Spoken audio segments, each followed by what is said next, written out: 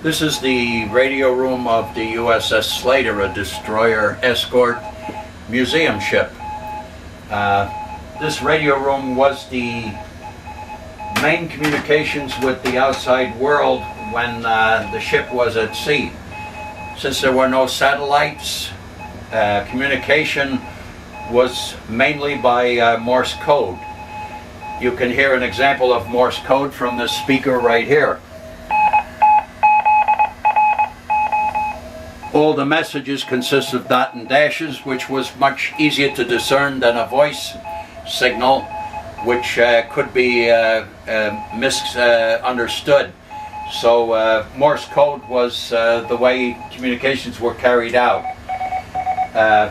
The equipment used during World War II was mainly separate transmitters and receivers. What we have here is a vintage World War II transmitter which has been restored to working conditions.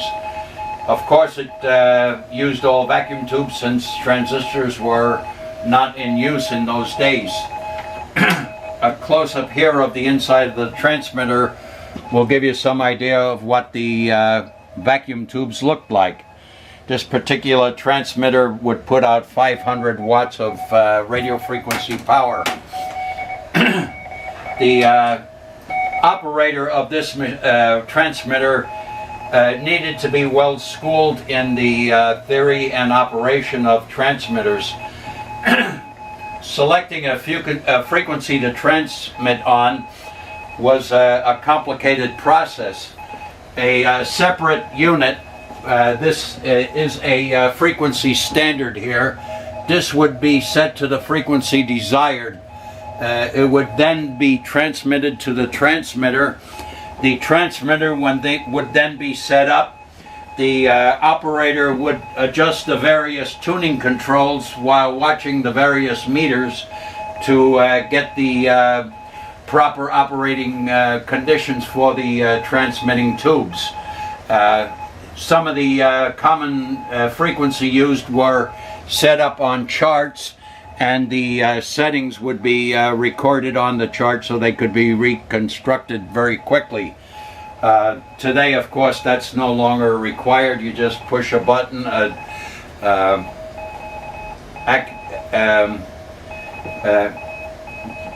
contact a satellite, and use that for your communications. The opposite was to receive messages also by Morse code, and they were received on receivers as you see here. Two operators were on duty on this ship. They recorded the Morse code that they heard on these two typewriters, and the typewriters would record everything they heard in a logbook format. The receivers were mainly of a superheterodyne type, which means the incoming signal is modified to an intermediate frequency so that the bandwidth could be controlled so that the operator wouldn't hear as much interference as he otherwise would. These two receivers here are an earlier design. They are radio frequency regenerative receivers, and they date way back to the 20s.